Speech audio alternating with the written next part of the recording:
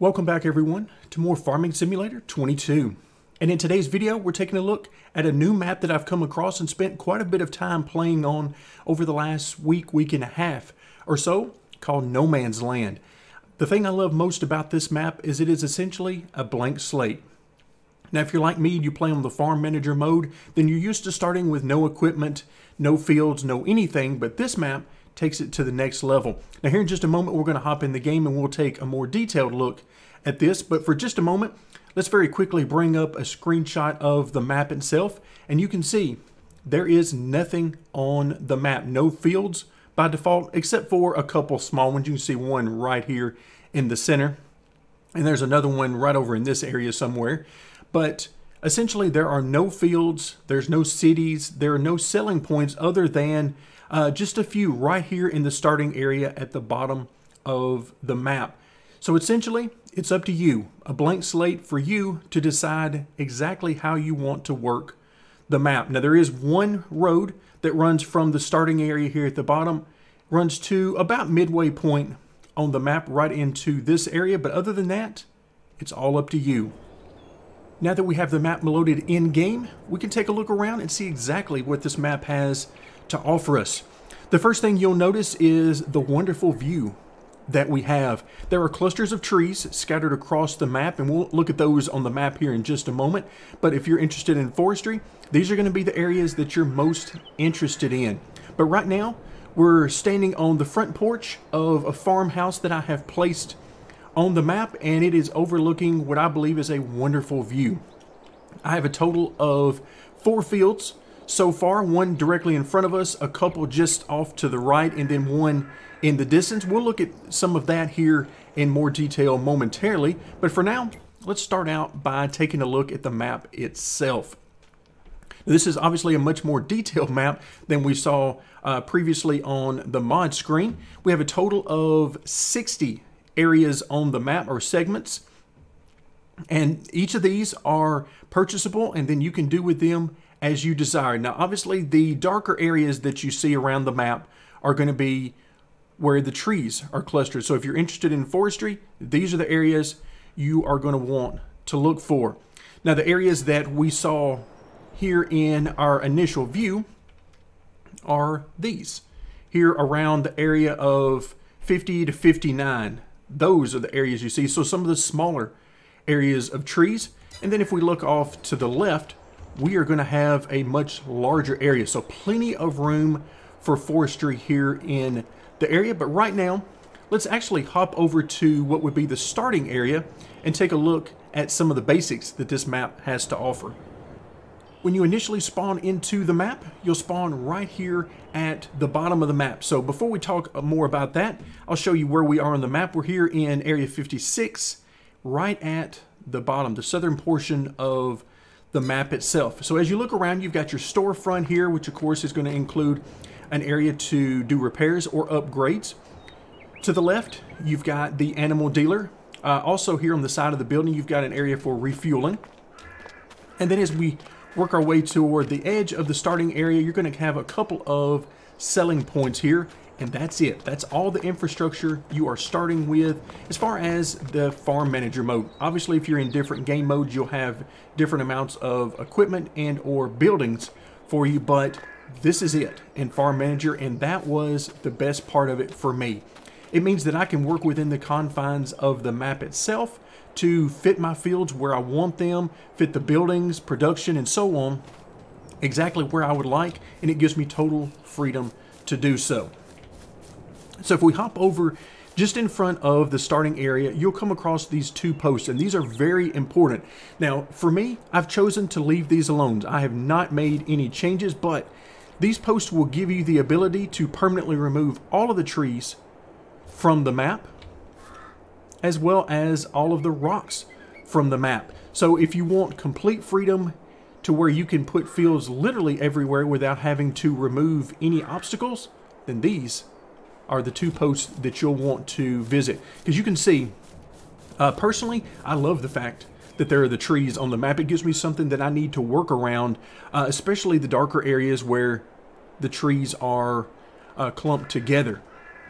These are not areas that I want to do any forestry in, but I really love the aesthetic that they bring to the map. And of course, you can see we're going to run into a lot of rocks on this particular map and some different rock formations. Now, as I mentioned before, there are no roads on this network beyond this one main road that runs from the starting area in area 56 all the way up through area 26. And here on the map, you can get a glimpse of a couple of fields that the game does have here on the map. But those are definitely smaller fields than what you can get into when you start purchasing the different areas, which are very reasonably priced. Cost me $85,000 per area, so very reasonable, and certainly gives you plenty of room to start developing the farm that you want.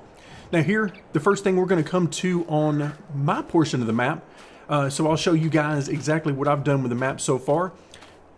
We come across the pigsty. So a very nice pig enclosure here where I can dump off the pig food on the side. In fact, you can see I was doing that very recently in game. So we've got room for pigs there. That was some testing that I was done because as of now, the fields that I do have, all 4 of them are planted with grass. So doing some testing with the pigs, but we have tons of room. We're still in area 56 and I am nowhere near filling this area up. So tons and tons of room to create the exact type of farm that you want, the type of production buildings that you need, as well as animal enclosures. So here on the left, we have some storage for all the different equipment. And of course, all of this is directed toward either creating fields, sowing fields, or of course, working with the grass itself. Here on the right, we have our BGA. This is a modded BGA simply because it gave more production room. It was able to handle a much greater workload on a daily basis than the default ones. So that's why I brought that one into the game. Here we have our silage creation. So I simply drop off the grass here. It is turned into the silage, and from there I can pick it up and move it out either to the BGA if I want to sell it directly that way, or in the future I am planning on bringing some cows into the farm and we'll be using it for that.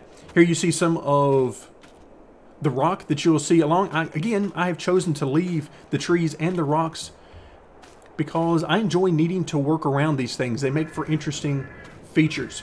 Now we get into the fields. So right now I have a total of 4 fields. This is the first one. We're going to see the other 3 when we move our way along. But then we get into a couple of production buildings that I have added. I have added sheep to the farm that we'll get to see here momentarily.